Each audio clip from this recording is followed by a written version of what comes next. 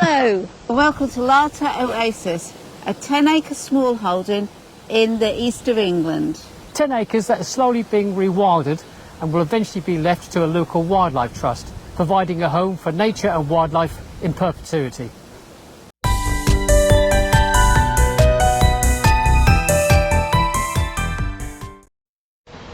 Some people say you should not interfere with wildlife, let them get on with it.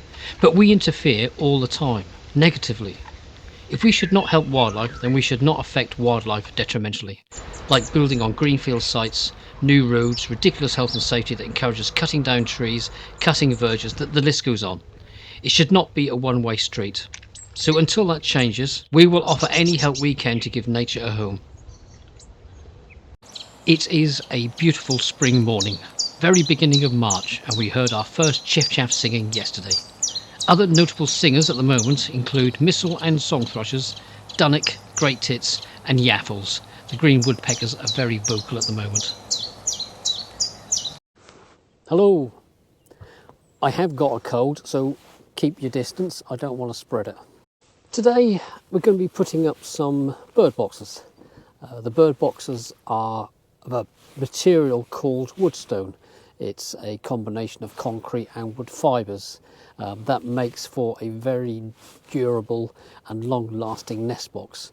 These nest boxes, because they're made of something called woodstone, they also offer very good thermal qualities, so the temperature inside the boxes remains reasonably stable, which is very good for young birds during the breeding season.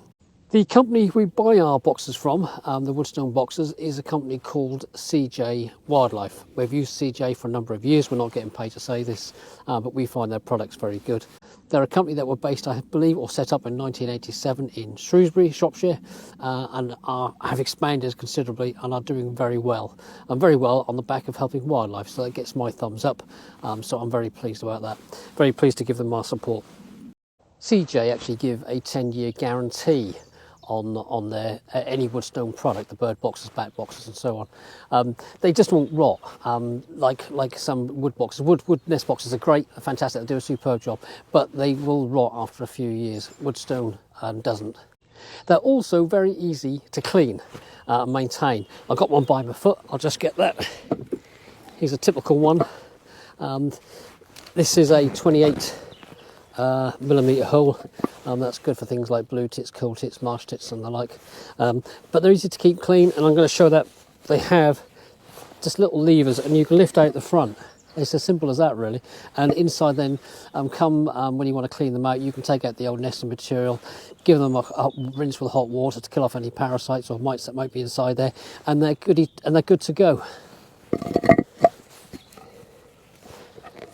Simple as that really, and that's the same with all the nest boxes I'm going to be using today. I will be explaining the different type of nest boxes we're going to be using, but I shall do that as and when I'm installing them. We're actually in Nutwood, down on the southernmost tip of Larter Oasis, and that's where I'm going to be putting up the first box. This is the first nest box I'm going to be putting up. It's got a 28 millimetre hole. That's going to be okay for tree sparrows, blue tits, coal tits, marsh tits, maybe great tits, but they'll probably go for the 32 millimetre. I'm going to be putting up with a nail. As you can see, there is a loop at the back for me to hang it over a nail. The nails I'm going to be using are aluminium nails. Aluminium nails don't tend to do so much harm to the trees. The position I'm going to be putting it in, looking up, it's probably going to be heading towards the sort of the northeast direction, so that'll be ideal. I've still got some pulled muscles in my left leg, so I'm still going up the ladders one step at a time.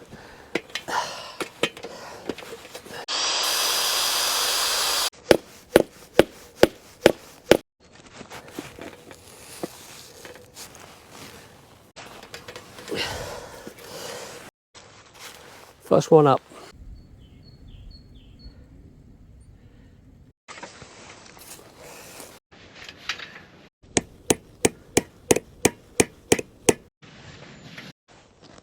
This is another woodstone product from CJ Wildlife. This time, instead of being 28mm hole, it's a 32mm hole, and that's more likely to attract great tits, house sparrows, tree sparrows, and pied flycatchers if you have them in the area. It's not to say the other smaller birds like coal tits and blue tits won't use them, because they will, but these bigger holes will attract for the bigger type bird as well. Woodstone. Good thermal qualities, as I mentioned before, easy to clean, put up with an aluminium nail. I'll put the nail in. That one didn't want to go in too well. It was bending every time I put the hammer and shoot its face to it. But never mind, it's in as far as I want it to go. So I'm now going to just put this one up.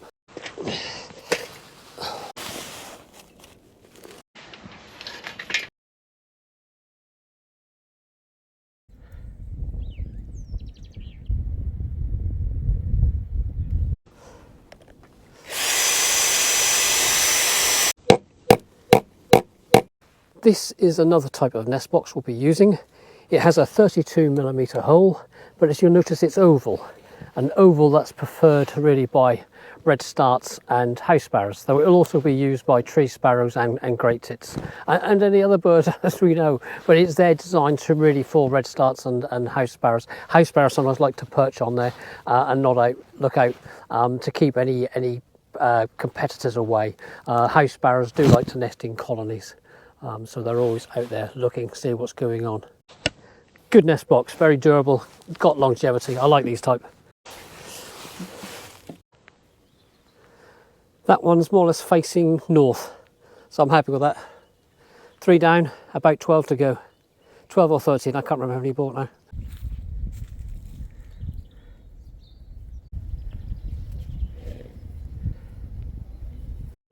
Again, this is a 32mm oval hole. This is the second one we're going to be putting up on the boundary hedgerow at Larter Oasis, the eastern boundary.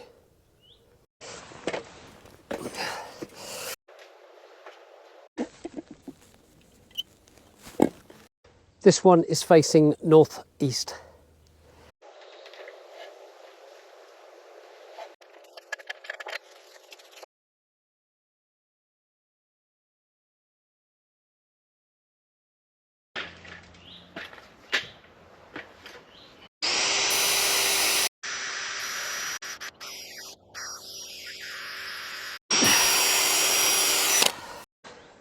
Note to self, I must get some sharper drill bits. This is another 32mm holed woodstone nest box, green, and I'm going to be putting this up in a position of facing east.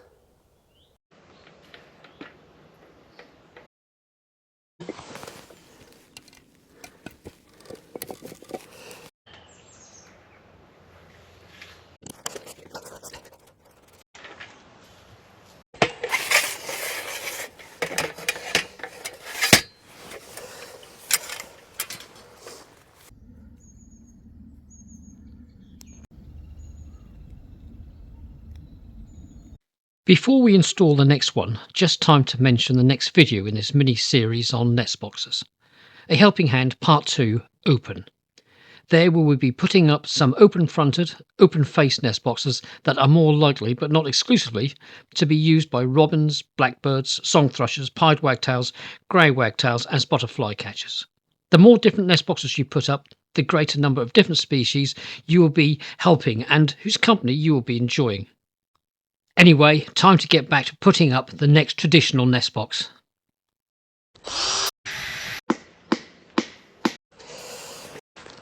Okay, this is another 28mm round hole, good for coal tits, blue tits and marsh tits. It's in deer copse and it's going to be facing east.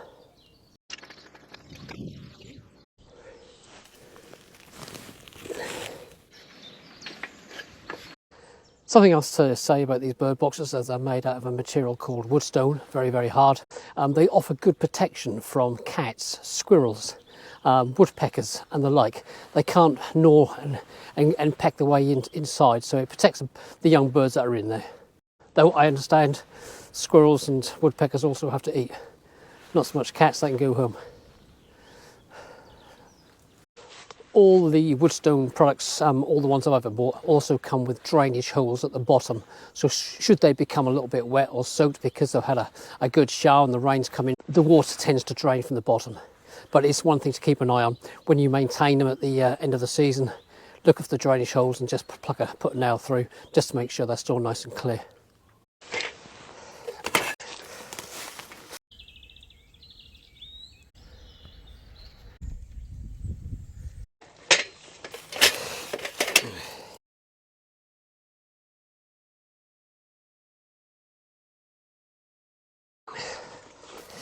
This is a 32mm oval hold nest box. It's brown, Woodstone again, and it's going to be facing east. And we're actually on, I would guess, the southern border of Deer Copse.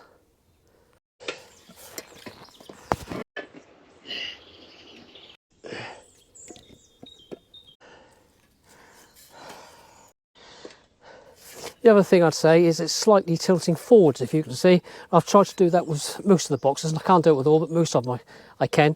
And that helps helps with drainage if any water gets inside. So if you get it sloping just a fraction over towards the ground, and that's ideal.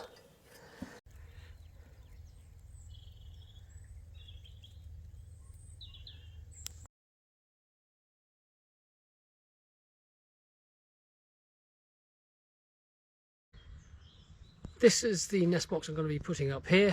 It's a 32mm oval. It's a bit bigger than the others, and we've put up, and it is considerably heavier.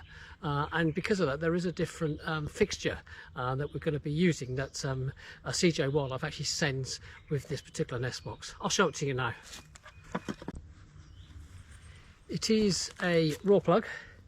A bit smaller than the other ones, the ones we use for the back boxes, and then there's a screw type thing that goes into the, I'm not very DIY orientated, screw thing, but at the end of it, it's got a kind of L-shaped lever, and I guess that's the thing you'll use to twist and help you to put it into the tree or into the raw plug that's in the tree. And then if I get it so it's sitting like that inside the tree, then the box should just rest on here. I guess it's going to be a little bit stronger than the nails.